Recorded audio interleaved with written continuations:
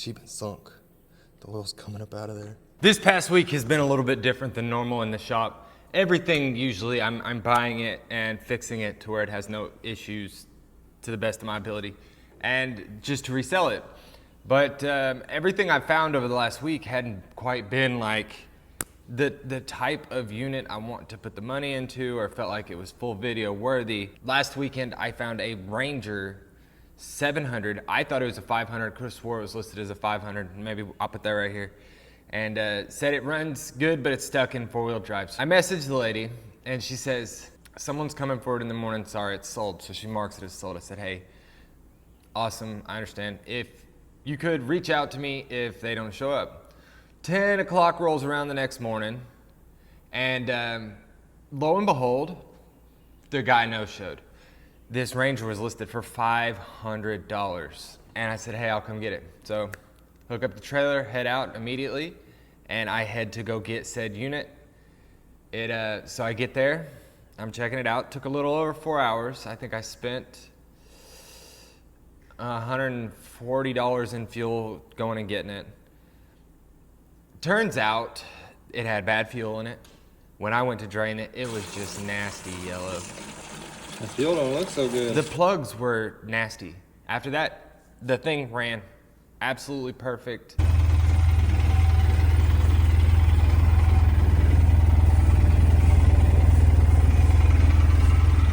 Had clean oil on it, so I didn't bother with changing that. The only thing it really did need was an air filter, bushings all the way around, because it's a Polaris, you know, they all need bushings, or older Polarises do.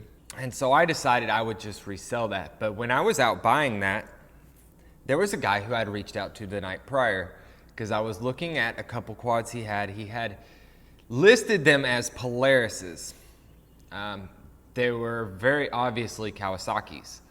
A Prairie 300 or 400, I don't remember, they looked the same.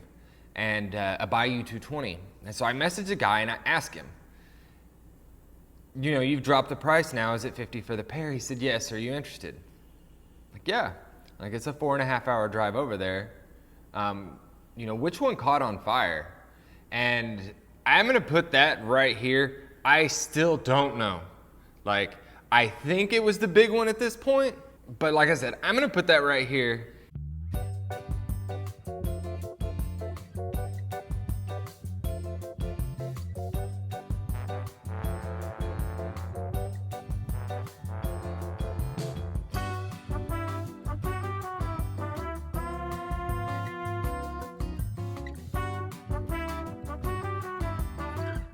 And y'all take from that what you think, because it never made any sense to me. So anyway, it was 45 minutes from the Rangers. So I drive 45 minutes north to Monticello, Arkansas. Where was I? I can't even remember the name of the city I was in before. It was something with a C. Anyway. And I get there. The dude's not there. I'm pulling onto this road, and it is a single, one lane, one truck kind of road. I got my trailer with me, and I'm like, all right, this is a little sketchy. I have no idea why I felt that way from the get-go, but I did. So I go, it's probably half mile, 3/4, maybe a whole mile. Yeah, probably a mile down the road. And I pull up to the house, it's a dead end. So this lady comes out, and I'm like, hey, are you the one that I was here to buy the four-wheeler from? She's like, no. I was like, oh, dang, did I get the wrong address? From time to time, between Google Maps and Apple Maps, like, Apple Maps seems to work better in the middle of nowhere. Google Maps works better in the cities, in my opinion. So I say, hey, is this address? You know, whatever the address was that he sent me. She said, yes. I was like, that's weird. So this is who I'm talking to about buying this four-wheeler. Is this? So we'll say his name is Josh, and, you know, it's Josh, blah, blah, blah, here. And she's like, yeah. He doesn't live here though. And I'm like, I was here to buy some four-wheelers. She pointed, they're over there. I never saw the four-wheelers. Now at this point I'm a little sketched out because there's some other dude over there moving around. And I have trust issues, so, you know, you gotta watch your own back when you're out on Marketplace. And so I say, hey, look, my phone doesn't have signal. It's not wanting to send this message, and I show her. Is there any way you could reach out to him and see, like, you know, and she's like, no, all we have him on is Facebook.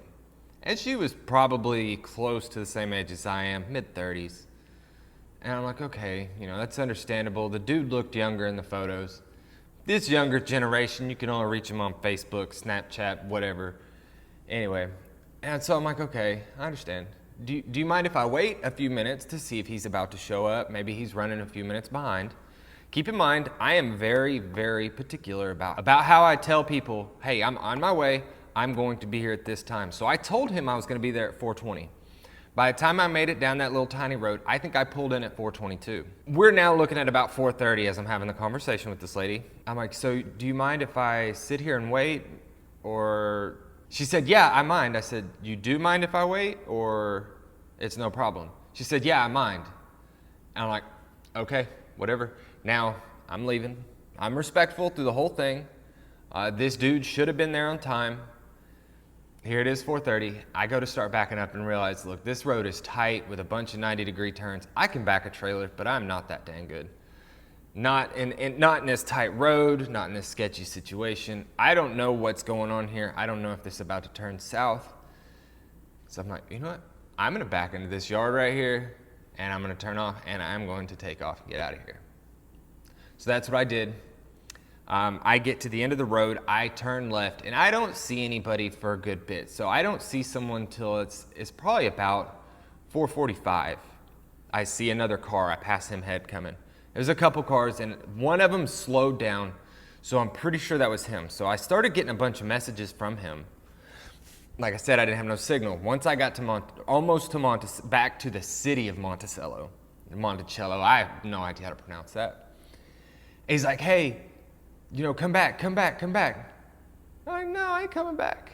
Bro, like I told you I was gonna be here at 4:20, and like you weren't even gonna show up till 4:30, and he's like, oh, I'm sorry, I lost track of time. I wasn't paying attention to the time. Well, yeah, but I mean, you should respect another man's time, period. I'm like, no, I'm not coming back. He's like, he even said to me, oh, I'll do 50 for the big one and 30 for the small one. And I'm thinking to myself, no. Dude, I was gonna pay you $40 for the pair. You don't even know what these are. I don't even know what I'm coming to look at. For all I know, they were stripped, locked up motors. They probably were, considering this dude was 2 brain cells short of being a vegetable. So lo and behold, I'm like, no, I'm not coming back. You know, the lady with the crazy hair is because she was a big old girl, and she had some like crazy hair. Her hair was like I'm pulling in Walmart parking lot. Lo and behold, I got a flat. Are you serious? So no big deal. Going to Walmart. It was my spare. So before you're like, hey bro, you need new trailer tires. I know. I already blew that one out like 2 weeks ago prior, and I put my spare on there that was bald. You know, it's just the spare to get home. I plug it, get out of there. Luckily, I got a Milwaukee tire inflator. If you've never had one of those things are bad to the bone. Burns through batteries fast, but it's nice. Get back home. I got the Ranger all finished up, posted it for sale, ended up delivering it to the guy out in Tulsa. The next day, I take a run to down by Tyler, Texas, 2.5 hours away, picked up a 2019 CF Moto 400 and a 05 Kodiak 450. The Kodiak was rather rough, but it had a nice set of wheels on it, and the rear diffs on those aren't cheap. I think I stripped that unit. I stripped a few parts off of it and sent the rest of it to the scrapyard. It's not worth the headache, but I only paid $50 for it. And sold a few things, turned it profitable. The CF Moto, I ended up sending that to auction. I pulled a couple, the engine was in pieces. The motor was gonna end up needing a crankshaft, and it's just, I'm trying to get away from spending so much time and effort and money into building some of these units that the profit margin's just not there for me. Is the CF Moto worth it? I don't know. I think it's a Chinese piece of junk from the small bore quads. I hear the bigger ones are nicer. Maybe we'll see another one on the channel, but the small bore ones, that is a big Tao Chinese piece of junk. So I sent the chassis of that, the 2018 CF Moto C-Force 400. I sent that to auction. We'll see what that ends up bringing. But before making that trip, I managed to score a heck of a great deal on 2 brand new trailer tires for $160. So trailer's fixed. And through this week, it's been a little different trying to get away from spending so much time. I'm still looking for a motor for this thing. It's on Marketplace, but you know, I've got too much in it to let it go too cheap. And at this point, with a blown motor, needs a motor replacement. Not a lot of people are interested in it. We'll see if it sells. If it sells, it sells. If not, I'm trying to track a motor down. I've been looking for a wrecked Yamaha Viking or something like a Kodiak 700 14 and up and a Grizzly 700 14 and up. The prior years won't work because the head exhaust pipe has one single outlet exhaust, where the older ones, they had two, like the Grizzly 600s and the 660s had. I guess it's better. I don't know. I'm not an engineer. And another one. Now this one's a Sportsman 850. Look at this Krispy Kreme turd. I picked this up for 200 bucks, and those wheels and tires right there, 29.5-inch Outlaw 2s. They're not as popular as they used to be, but on those MSA wheels, those MSAs are pretty popular. Came with everything. Like, well, it's missing some stuff. This isn't a high lifter edition, but it does have high lifter arms on the rear. So you could buy these where they came pretty much decked out from high lifter, not necessarily anything special. They just came with arched arms and a gear reduction transmission. But this one here, check this out. Check this out. She been sunk. The oil's coming up out of there. Making a mess in the shop floor.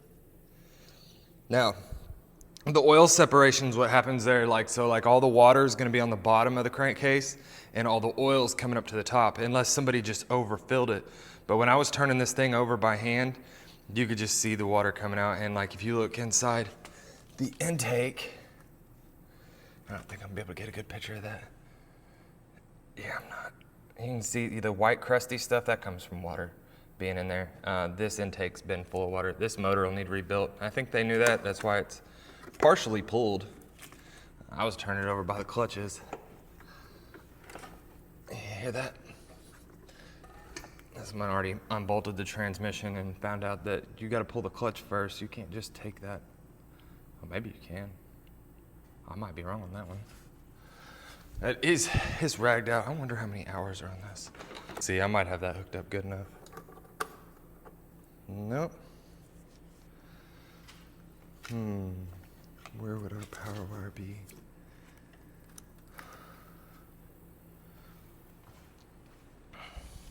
This wasn't a Facebook deal. This came through a friend of mine that I knew from a long time ago. I would try to start it even without the exhaust on there, but I don't have coils, so that's a bummer.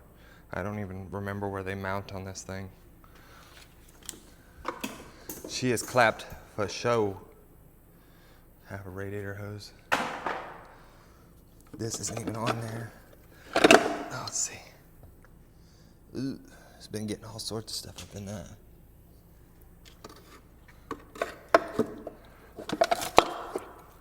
And where aren't we getting power? Where would the power come in from? So that's gonna be headlights,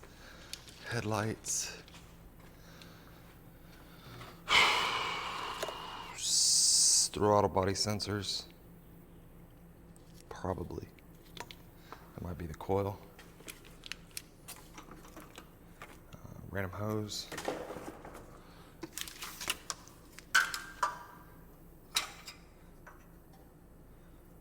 There's a ground wire right there.